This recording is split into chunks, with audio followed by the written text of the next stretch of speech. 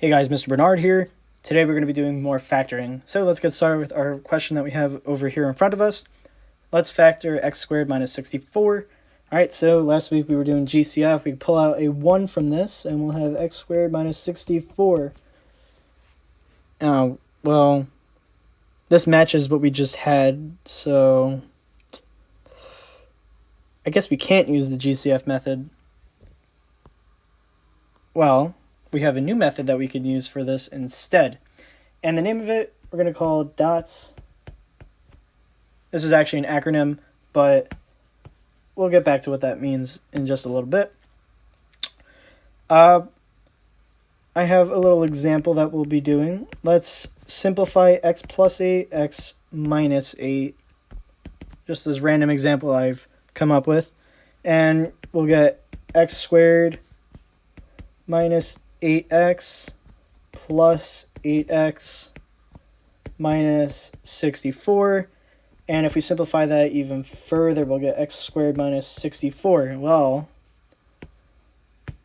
that matches our original expression. Now, how exactly can we get that? Well, I'll show you using just variables for this. A very generic example. This is how we'll come up with the formula for it. So I want a squared x squared, I want to factor this, minus b squared. Well, this looks like it's in the same form as our x squared minus 64. We got a little bit more going on to it, though. So we want to just take the square root of everything because we have perfect squares for it all. So the square root of a squared x squared is just going to be ax, and our square root of b squared is just going to be b. Now, cool. What can we do with this, though?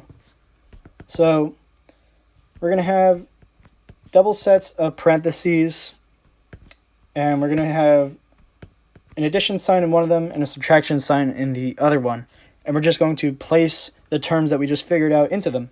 So we'll have ax plus b, ax minus b. Well, how do I even know that this is correct now? So let's just check our work by double distributing. So, ax times ax, we're going to have a squared x squared minus abx plus abx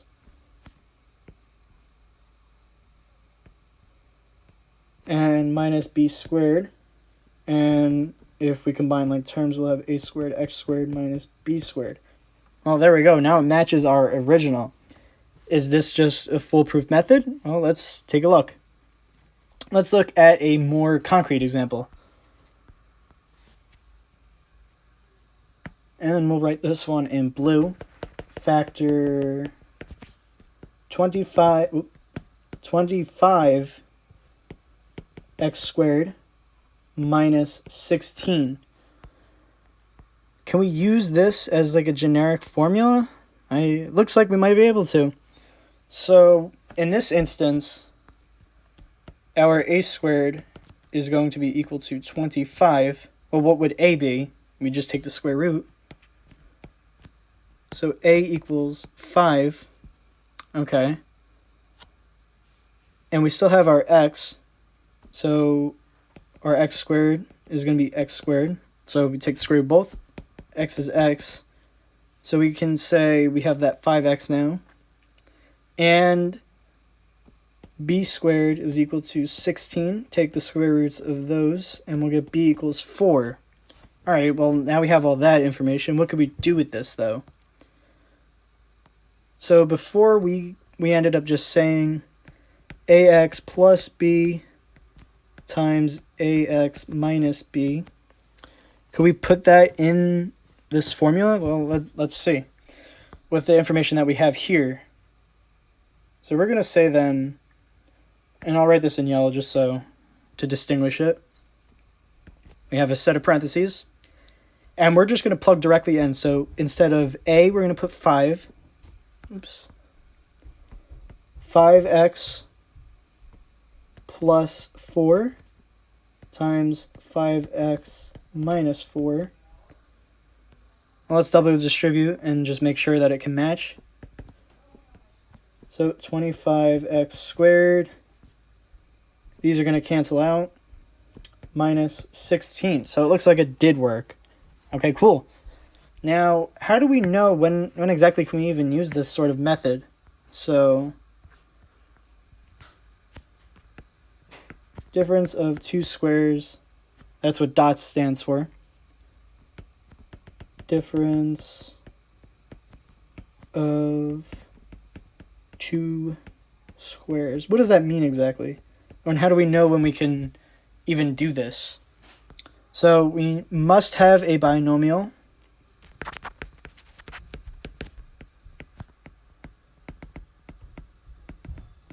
Must be a binomial. Both terms must be a perfect square. And we need subtraction, because that is the difference.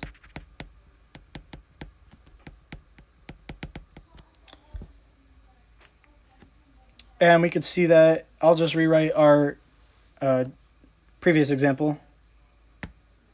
25x squared minus 16. So we know that 25, 16, and x squared, those are all perfect squares.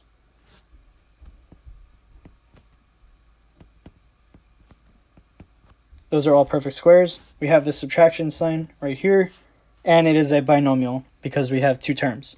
If we add another tertiary term or beyond that, we would no longer be able to do this method. And if we took away a term, still wouldn't be able to do this method. So let's take a look at some examples now, and we'll do these in red. So factor the following.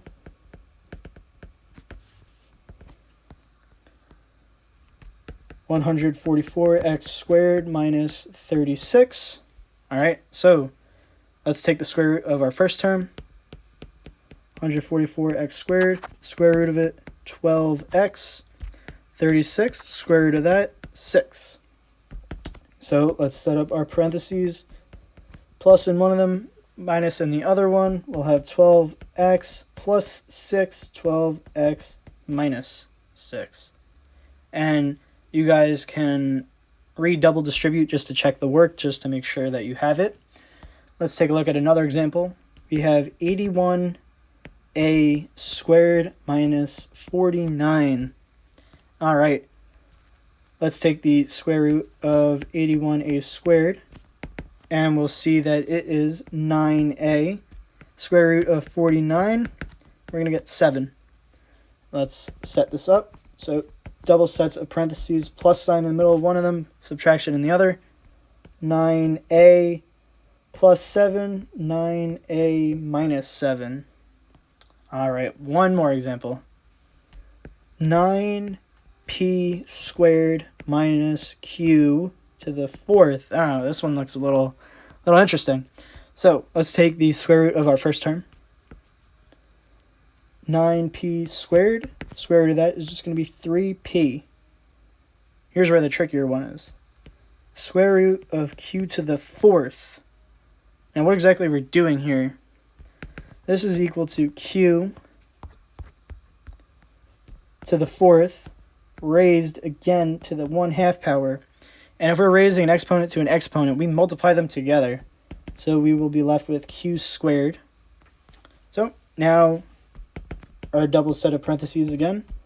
Plus sign in one, subtraction sign in the other.